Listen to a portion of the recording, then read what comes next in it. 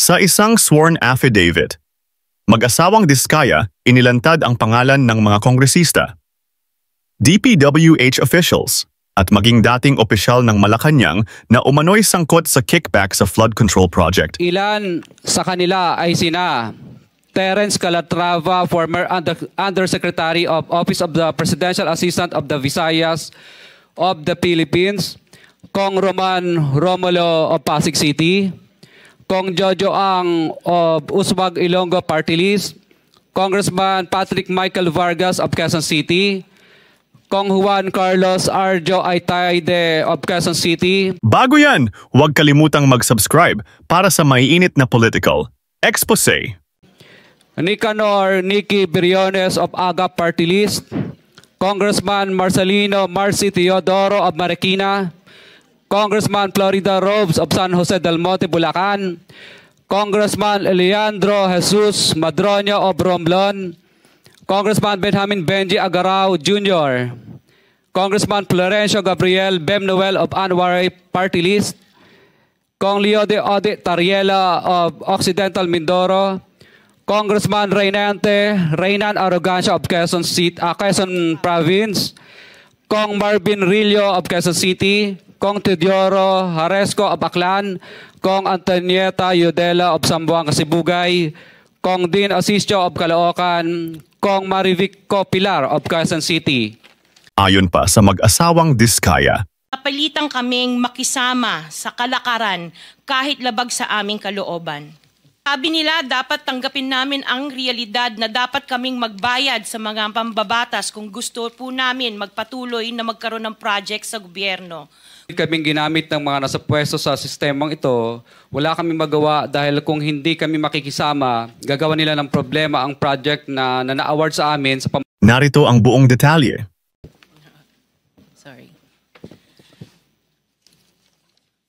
Magandang umaga po sa mga kagalang-galang na senators at miyembro ng Blue Ribbon Committee, lalong-lalo na kay Senator Rodante Marcoleta, Chairman ng Blue Ribbon Committee.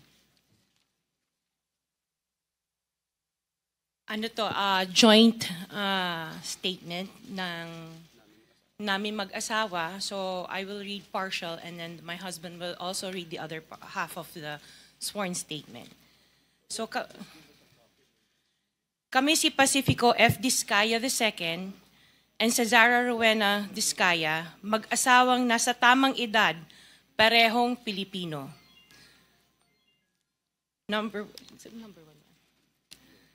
Number one, noon 2003, kaming mag-asawa ay tinayun ang kumpanya na pinangalan namin St. Gerard Construction.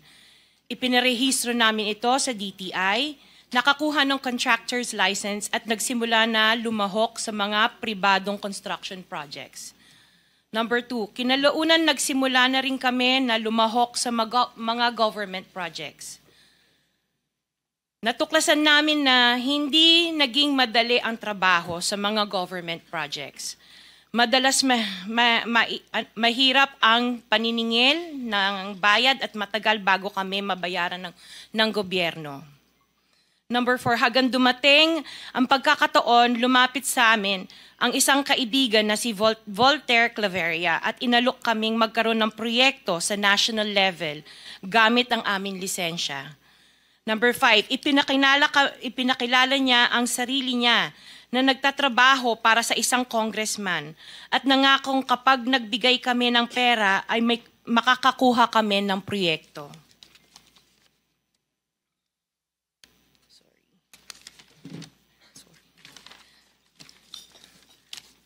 Number 6, dahil wala kaming alam sa kalakaran sa pambansang proyekto sa gobyerno, nagtiwala kami at ibinigay ang lahat ng ipon naming mag-asawa. Sa kasamaang palad, niloko lang niya kami. Naglaho siya, dala ang pera namin mag-asawa. Nagpunta kami sa DPWH para i-report ang nangyari, pero hindi nila ito pinansin. Kahit ganon, hindi kami sumuko. Gusto ko pa rin gawin ng tama ang negosyo, kaya patuloy kaming sumasali sa mga biddings sa gobyerno. Sa kalaunan, ang kumpanya namin ay nanalo sa mga bidding sa mga proyekto sa national government sa pamamagitan ng patas na bidding. Ibinuhos namin ang lahat ng aming pagsisikap para maipakita ang kakayahan ng aming kumpanya na mayroong maayos na paggagawa, dekalidad na resulta at natatapos sa tamang oras. Nagkaroon ng konting tagumpay ang St. Gerard Construction. Kaya minabuti namin mag-asawa na mag-expand at bumuo ng ibang kumpanya tulad ng Alpha and Omega General Contractor and Development Corporation. Interjection, Mr. Chair. What is the interjection? Salamat, Mr. Chair. Kailangan ko lang pong umakyat sa office sandali para sa isang pulong, but hopefully pagbalik ay nandito pa rin sina Mr. and Ms. Diskaya dahil meron din po akong mga tanong para sa kanila. Oh yes, Salamat we'll make po, sure Mr. that they Chair. will be here for your questioning. Mr. Chair, point Yes. of order. Bakit hindi na lang tayo bigyan ng kopya ng sworn affidavit imbis na basahin na lang niya so we can para himay namin yung kanyang sworn affidavit. We'll make sure that all the in order to members will save be time, given a copy, but the chairman is asking them to read it before us for the record. in order to save time, Mr. President, because we have been here since 9 o'clock. We already spent 2 hours and not even one of the senators have asked questions addressed to the resource persons present. I beg the indulgence of the good senator, but it is for the record. This is a sworn statement, at from this statement, kailangan dito sila matanong na mabuti. Proceed. Pakibilisan nyo lang para makatipid tayo ng panahon. Ngunit nung nagsimula ang makilala ang St. Gerard Construction, dumating naman ang panibagong pagsubok. Unti-unti nagsilapitan ang mga district engineers at mga regional directors ng DPWH at mga chiefs of staff na mga mambabatas na nag-aalok ng mga proyektong sinasabi nilang pondo ng mambabatas. Noong una, sinubukan naming labanan ng mga ito sa pamamagitan ng pagre-report sa DPWH at pagpapadyaryo ng mga tiwaling kawani ng gobyerno, subalit hindi sila natitinag sa mga ito. Sabi nila dapat tanggapin namin ang realidad na dapat kaming magbayad sa mga pambabatas kung gusto po namin magpatuloy na magkaroon ng project sa gobyerno. Kung hindi, binabala nila na matatanggal na sa listahan ang kumpanya namin at hindi na makakakuha ng kahit anong proyekto. Hindi namin ginusto kailanman na mapasama sa ganitong sistema, pero kailangan namin magpatuloy para sa pamilya at mga empleyado namin. Dahil sa aming paglaban sa mga tiwaling bidding, maraming beses naming naranasan na ma-disqualify ng Bids and Awards Committee ng DPWH na hawak na mga mambabatas na nagpondo sa proyekto. Dahil naiipit na ang aming negosyo, lumulubog na kami sa lumalaking utang ng kumpanya at peligro sa buhay ng aming pamilya. Napilitan kaming makisama sa kalakaran kahit labag sa aming kalooban.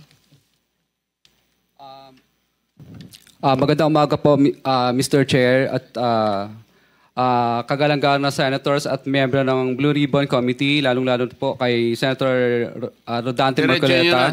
Diretso na. Number 15, sorry po. 16, paulit-ulit kaming ginamit ng mga nasa pwesto sa sistemang ito. Wala kaming magawa dahil kung hindi kami makikisama, gagawa nila ng problema ang project na na-award sa amin sa pamamagitan ng mutual termination o pagkakaroon ng right-of-way problem na parehong nagdudulot ng hindi matuloy ang implementasyon ng mga proyekto. Matapos naming manalo sa mga bidding, may mga opisyal mula sa DPWS ang lumalapit sa amin para humingi at kumuha ng bahagi niya sa halaga ng proyekto. Ang hinihingi nilang porsyento ay hindi bababa sa 10% at umaabot pa sa 25% na naging kondisyon upang hindi maipit ang implementasyon ng kontrata. Ito ay binibigay namin sa kanila ng cash. Ang bawat transaksyon ay may karampatang voucher at ledger na nagsasaad ng mga araw at kung kailan nila ito natanggap. Ilan sa kanila ay sina Terence Calatrava, former Undersecretary of Office of the Presidential Assistant of the Visayas of the Philippines.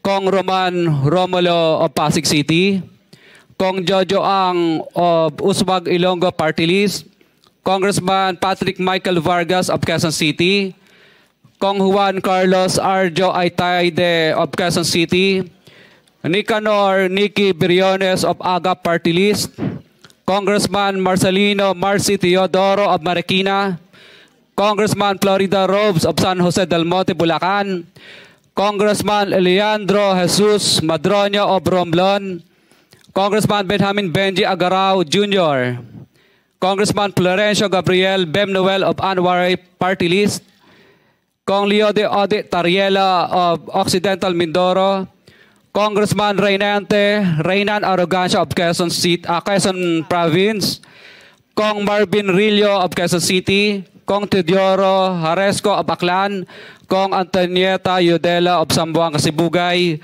Kong Dean Asisio of Caloocan, Kong Marivico Pilar of Quezon City. 21. Mayroon ding mga kinatawa ng ilang politiko na nakikipagtakbo sa amin upang manghingi ng porsyento kapalit ng mga porsyento ng mga proyekto. Ang mga porsyentong ito ay 25% ay ipinipilit sa amin bilang karaniwang kalakaran na wala akong kakainang tanggihan.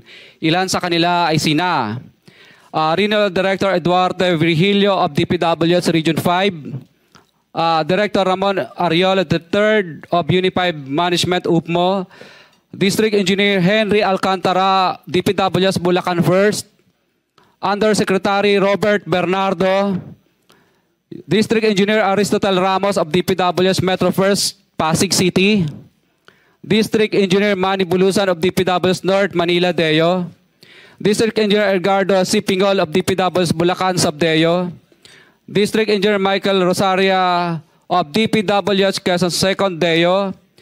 Karamihan sa mga kawani ng DPWH na nabanggit sa itaas ay paulit-ulit na binabanggit ang delivery ng pera ay para sa kaisaldi ko na dapat at least 25%. Si Kong Marvin Rillo naman ay ilang beses na binabanggit ang pangalan ni Speaker Martin Romualdez bilang kanyang malapit na kaibigan. 25. Sa tuwing umiinom kami sa Wine Story, sa BGC at sa Shangri-La Mall, sinasabi pa ni Kong Rillo na lahat ng kanyang request para sa pondo ay galing pa mismo sa unprogrammed funds at insertion na inaaprubahan ni Speaker.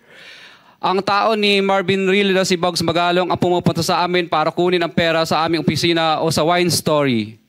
Si Kong Jojo Ang naman, lagi ring binabanggit sa lahat ng project sa kanya ay papondo ni Speaker at ni Saldico. Mataas ang hinihingi sa project, dagdag pa niya, hindi naman lahat ng pera ay para sa kanya, kundi para kay Speaker at kay Saldico. Sa lungsod ng Pasig naman, lumapit sa akin ang DPWH Project Engineer na si Angelita Garucha para kolektahin ang parte ni Kong Roman Romulo sa flood control projects noong 2022.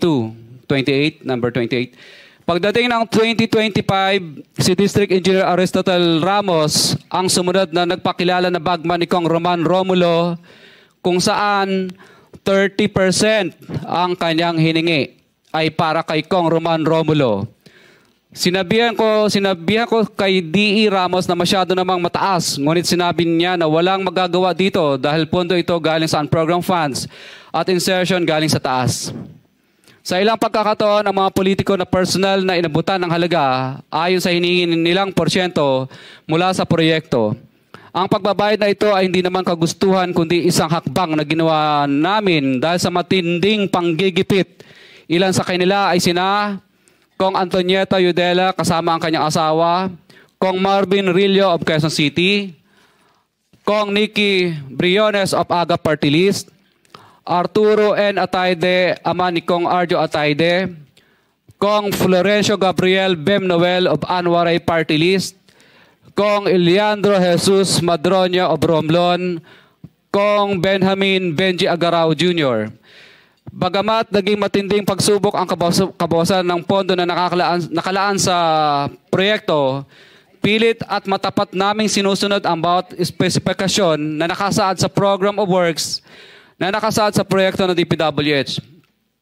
Nakakasiguro kami na nagawa namin ng maayos at matapat ang bahagi o phase ng proyekto na na-award sa amin. Sa katunayan, hindi kami mababayaran ng DPWH kung hindi ito dumaan at pumasa sa maraming material testing na naaayon sa design ng DPWH. Ina-assess at ini-inspect ng DPWH ang bawat proyekto base sa natapos na parte o accomplishment. Napilitan kami na i-absorb ang kabawasan na ito na nagdudulot ng maliit na kita o pagkalugi sa ilang projects. Para makabawi, dinadamihan na lang namin ang partisipasyon sa mga projects.